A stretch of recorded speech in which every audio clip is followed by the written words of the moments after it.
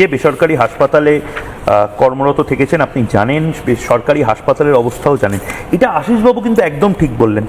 আশিসবাবু যেটা বলছেন যে আমরা হাসপাতালে যাই এবং হাসপাতালে প্রথমেই বলে দেওয়া হয় যে ব্লাড জোগাড় করে নিয়ে আসুন। আরে ব্লাডটা জোগাড় করে নিয়ে আসবো কী করে? আমার কাছে কার্ড থাকলেও সেই কার্ডে রক্ত পাওয়া যায় না। তারপরে আমরা কোনো একটা দালাল চক্রের হাতে পড়ি এবং সেখানে 1500, 1600, অনেক সময় 2000 টাকাতেও এক পাউচ রক্ত আমরা নিয়ে আসি, একদম সিনেমার মতন, যে আমার মাকে আমার বাবাকে বাঁচিয়ে দাও, দেখো রক্ত চলে এসেছে, এবং তারপরে ফটাফট সব কিছু তাড়াতাড়ি হয়ে যায়। কিন্তু এই ক্রাইসিসটা প্রতিবার যে হয় এবং প্রত্যেকের ক্ষেত্রে হয়, এটা তার মানে এতদিন ধরে একটা কৃত্রিম ক্রাইসিস তৈরি করে রাখা হয়েছিল।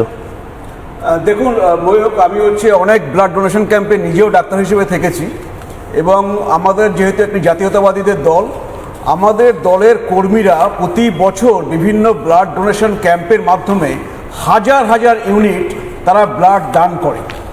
কিন্তু আপনি যে প্রশ্নটা তুলছেন, প্রথমে আপনার প্রতিবেদনে যে আপনি দেখালেন যে স্টেট ব্লাড ট্রান্সফিউশন কাউন্সিল আর ন্যাশনাল ব্লাড ট্রান্সফিউশন কাউন্সিল, এই কোঅর্ডিনেশনে কাজটা হওয়া উচিত যদি একটা রাজ্য থেকে আর একটা রাজ্যে রক্ত পাঠাতে হয়। আমাদের এই স্টেট ব্লাড ট্রান্সফিউশন কাউন্সিলটা কোথায় আছে জানেন? স্বাস্থ্য ভবনে, এবং তার প্রেসিডেন্ট হলো স্বাস্থ্য বিভাগের সেক্রেটারি। তাহলে আপনি দেখতে পাচ্ছেন যে স্টেট ব্লাড ট্রান্সফিউশন কাউন্সিলের যে কাজ, যে নজরদারি করা এবং যে কেন্দ্রীয় আইন আছে ন্যাশনাল ব্লাড পলিসি, বা সেইগুলোকে ইমপ্লিমেন্ট করা, প্রয়োগ করা, সেইগুলো যদি করা না হয় তখন এই অসাধু ব্যবসায়ীরা ব্যবসা চালাতে পারে।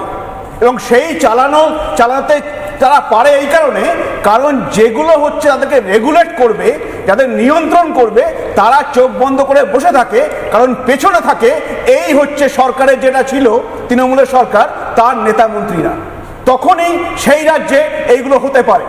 আপনি বলুন আমাকে যে ড্রাগস অ্যান্ড কসমেটিক্স অ্যাক্ট অনুযায়ী রক্ত কিন্তু একটা ওষুধের সংজ্ঞা অনুযায়ী। তার মানে ড্রাগ কন্ট্রোলারের দায়িত্ব যে ব্লাড যে ব্যাংক আছে সেটা তারা লাইসেন্স তাদের রিনিউ করার সময় তাদের লাইসেন্স মতন তারা কাজ করছে কিনা, তারা কোনো অপপ্রয়োগ করেছে কিনা। তো সেইটা কি আমাদের রাজ্যের ড্রাগ কন্ট্রোলার করেছেন?